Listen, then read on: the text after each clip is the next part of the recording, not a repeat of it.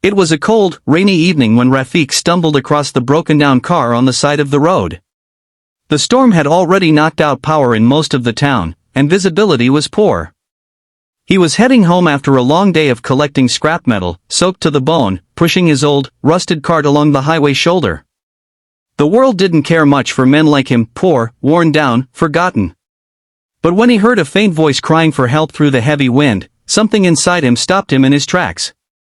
He squinted through the rain and saw a car wedged off the road, half sunk into a ditch, smoke rising gently from under the hood. Without hesitation, Rafik dropped his cart and rushed toward it. Inside, a young woman was trapped, bleeding from her forehead, trembling, barely conscious.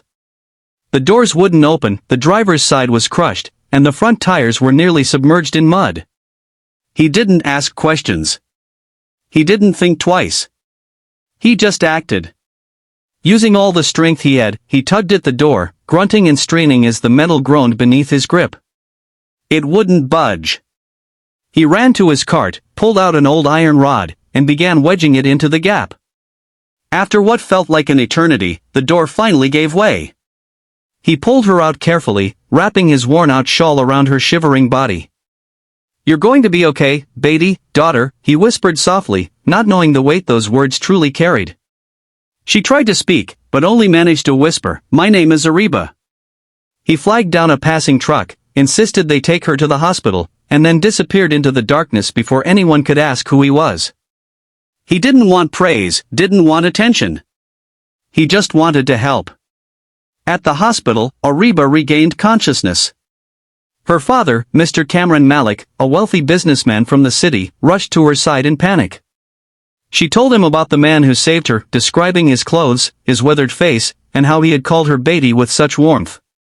Something about her description made Cameron freeze. That word.